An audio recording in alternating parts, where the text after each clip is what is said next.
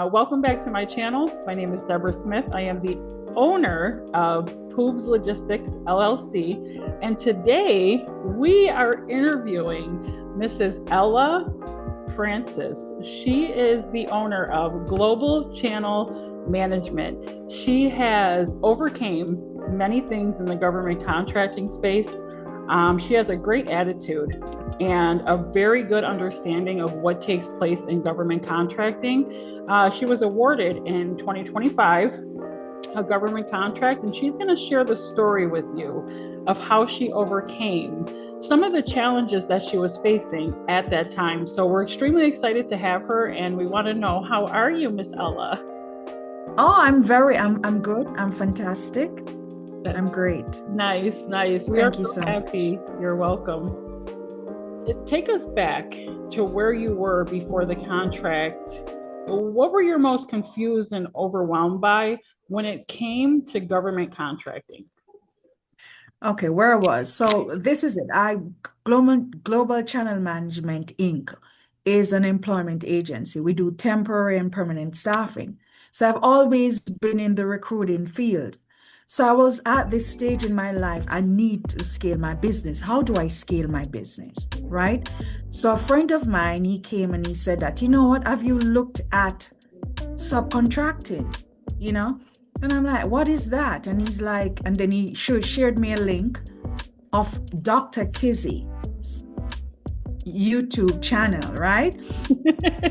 So, I didn't look at it for about 2 days. And he said, have you checked it? And then I looked. And then he said, look here, you can become a subcontractor. And I looked at it and said, what? Why? No, I don't want to be a subcontractor. I want to be a prime. So then I went through it and ways of getting in. So I went on sam.gov. I filled out my registration, got my cage code. There are certain things I didn't have, and which I got that same day. I did everything. And so I went in, and after about a day or two, I got it quite quickly, like within a week, I got my cage code. And then it was time for me to start the process of bidding. So of course, when I went on sam.gov, I was like overwhelmed. I was like, oh my God, this is crazy. I mean, what do I do? Where do I start?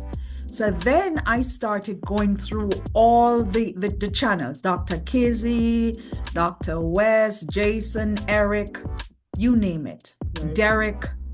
I watched them all because I decided, you know what, I'm going to live it. I'm going to eat it. I'm going to sleep government contracted because I am getting a contract. I deserve to get a contract. So I started doing it. And I remember the first contract I wanted to bid on. It was in Georgia. And I got the subcontractor. I did the site visit. And I was very, I was like, yeah, I'm going to bid and all of that. But then I failed. I didn't bid because I was supposed to fill out the SF 1449 form and then do the editing and stuff. And it took me hours. And I'm like, so I say, you know what, I'm not going to bid on that. And of course, I beat up on myself. I was like, I mean, this is supposed to be so simple, Yeah. And so that was gone. Then I was watching Dr. Kizzy again, and then I saw she was interviewing somebody. And then I decided, he said, you could call me and stuff like that. So I decided to reach out because I am determined to get a contract, right? So I called him and everything like that. And by the end of the conversation, I was so down. I was depressed, because he was like, it's hard to get a federal contract and the state is better and all of that stuff. But determined as I am, I'm like, you know what, forget it. And I have an aunt, she's my greatest fan. She's like, listen, cut out all the noise. You can find something that you can win. Forget about it. You know what I'm saying? Assistance is very good. I mean, don't let anybody tell you what you can do. Somebody say, when you start government contracting, it's take you a year or 2 or 3 before you can win. Of course, that's depressing to hear. And I'm like, you know what? Do they know who I am? I'm not going to listen to any of that noise. Yes. Yes, I love that for you. You're And very determined to figure this thing out. And it shows in the conversation that we had in the very beginning. So you said that you were paranoid and kind of unsure. Like, what were you specifically afraid of? Was it like messing up, or, how real were those things, like those fears, once you actually started moving? Because a lot of the times there's fear, but then you slowly realize that it's not really real, right? of course, I was fearful. Because I didn't want to mess up. You know, you don't want to mess up your way to success. You want to mess up, and that's a good thing, you know? And stuff. So that's where I had to get rid of all of that fear. And I'm like, I'm throwing myself in there. And so what if I mess up? Yeah. So what? You brush yourself off and you just go again, you know? Amen. And that's what I kept. But my central focus, what I focus on is SAM.gov, because I have that covered. What I don't have covered is the state side of things, which I have. I'm registered in a lot of states, but I haven't actually gone in and do. And to be truthful, the reason why I haven't is because I don't have a lot of patience. It's like I know SAM.gov, I know how to go through, and so I want to win. So I don't want to waste time. If you can win an opportunity on SAM.gov, I am so serious. You can do it locally and state, because usually SAM.gov is the more complicated process. So the fact that you attack that first makes it easier for you to win local and state, because it is less complicated. Like, let's say on SAM.gov, you open a document, there can be 100 pages. The first government contract that I won in the local county was 18 pages. That's it. It was an RFQ. It was straight to the point. It was not complicated. That's how I pulled it off in 6 months, right? I didn't win a big golden egg contract. It was very small profit. But the fact that you attacked SAM first is your superpower, because now you're going to come back down and look at local and state, and you're going to be like, wow, this is so easy. Thank you. Yes. What was the very first thing we worked through together? You cannot have a scarcity mentality. Yeah. So what if they're going to bid on it? There are 10, 20 people bidding on something, doesn't mean that you're not going to win. I want to give you an example. I remember I bid on a contract in California, right? So I called a couple of subs, and there this one sub. So he went to the site visit and stuff, and he's like, there's so many people there, we're never gonna win. And I'm like, damn, he is so negative. And I said, give me your numbers and stuff, we're bidding. You know what I'm saying? I don't care, Yeah. And so I got his numbers, and I got somebody else. Of course we lost, because I believe what is yours is yours. You know what I'm saying? And stuff like that. You just got to keep going. And then it's a numbers. So let me tell you, at first it was a proposal thing to me that scared me in government contracting. I'm like, oh my God, how am I going to do this proposal thing? How am I going to get this straight? But now the proposal is not my issue anymore. The number is to get that perfect number. Yeah. That's how you win the contract. Your number has to be perfect. Yeah, and explainable as well, right? People think, you bid too low, you're out. You look like you can't perform the work. If you bid too high, that can be a disaster as well, because now you're out because your number's too high. So finding the middle is the easiest to just get there. And sometimes it'll be different, like they're looking at technical or past performance, but the bids you choose are very specific to you. If you don't have past performance, a strong indication that you have past work, don't pick a contract that asks for past performance. Build that at the top. Just keep building that and then go for that opportunity, right? So some people are so worried about all of these things. You're in control. You have thousands of contracts to choose from. Right? Even if it says past, I didn't have any past performance. Okay. The only, performance I'm a recruiter in company 8, and I've gotten job for thousands of people. Yes, but I did not have any, because the contract that we won was HVAC. I don't have any past performance. What do I know about HVAC? I can manage. You understand what I'm saying? So that's my mentality. So forget, I mean, you cannot, I mean, you don't have past performance. That should not stop you. The sub has the past performance. So you take that past performance from the subcontractor and then you infuse it into your proposal. You understand what I'm saying? So anything that they can give you that is going to give you that boost. Most of the time they're looking at the lowest number. And then of course, the past performance and everything, how you put that is the boost. Yeah. So now that you've worked with a subcontractor, how important do you think it is to pick the right one? It is, let me tell you, it's a good thing to pick the right subcontractor because, you know, sometimes if that subcontractor is not professional in how they do things, then, you know, that can mess you up somewhat. But you know what? Go in with a subcontractor agreement. Go in with a subcontractor agreement. Just make sure you have everything tight, everything in writing. You understand what I'm saying? So if he messes up, you can say, okay, let's go back to that subcontract. This is what the subcontractor agreement says. Because I mean, the project was in Louisiana, right? And my subcontractor, I know you say I have the best subcontractor, but you know that we had a bit of back and forth. And every time I keep going back to the subcontractor agreement, and it's a good thing that I did that subcontractor agreement.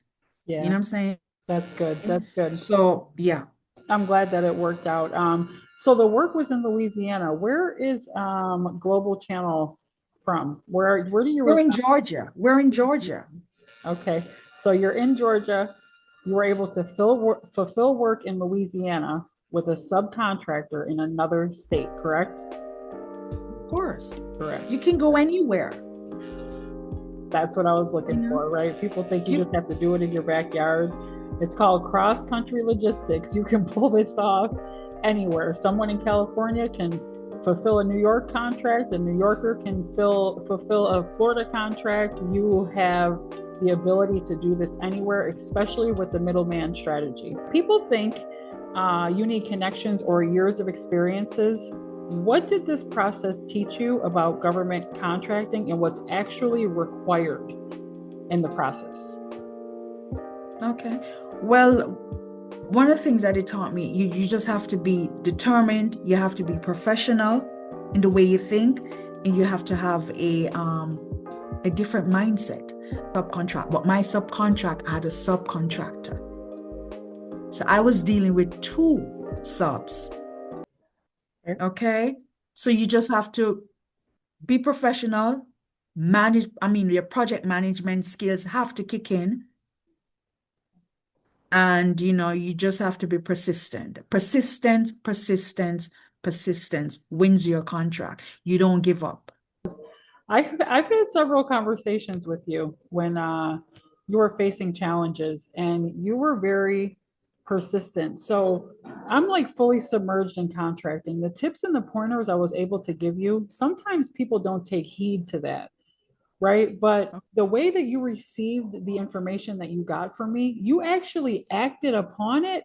And then not just that, because me and you only talked for about, we had about 3 conversations. So the execution part was completely on you. The way you receive was completely on you. And then sometimes you coach people and they're not coachable. You are not one of those people. You were like, okay, Deborah, I understand. This is what I'm going to do. And it made it easier for me to say, look, this is going to work out for you because the way that you were handling it was so fantastic. Like you were not letting this ball drop. Like you had a ball, right? And you had full control of that ball. And I absolutely love that. You were so easy to work with. So I think it's good for you to hear that because not everybody is easy to work with and not everybody is coachable. So like, thank you for giving me that opportunity and coming to me and then letting me interview you 6 months after. Oh, listen, man, you've been wonderful to me. Listen, I'm a sponge. I don't know everything. I'm always learning. That's how you're going to level up. Okay. I'm a sponge. Okay. So when I came to you, first of all, I saw you on Dr. Kizzy. And I was going through those moments where I was like feeling very despondent. And I saw the video and I saw you and you were like, don't give up. And you had this checkup, this is what I said, I manifested it. And I'm like, oh my God, she's so sweet and stuff. And then I'm going through and then I won the contract. And then I had some issues because then it was a payment bond. And I was there busy bidding on contracts, but I never saw that thing. I never like focused on that. I just want to win, right? So then when I won a contract, I needed a bond. I said, oh my God. And so I was just looking for everything. I was like, I can't give up the contract. It's not a good thing. I don't want to do that. So I have to find a way around. And so, you have these snippets that you do all the time, the snippets thing. And I saw you and I said, oh my God, that's the lady. That's Deborah. I said, oh my God, how can I contact her? Is there an address? And I didn't see anything. And I think I commented, Yes. right? Yes. Right. And then you emailed me. I said, oh my God, she did. And I reached out and listen, everything you told me and the advice, I took it. Of course. You did. You Of did. course I did. And I listen, and I'm forever grateful to you.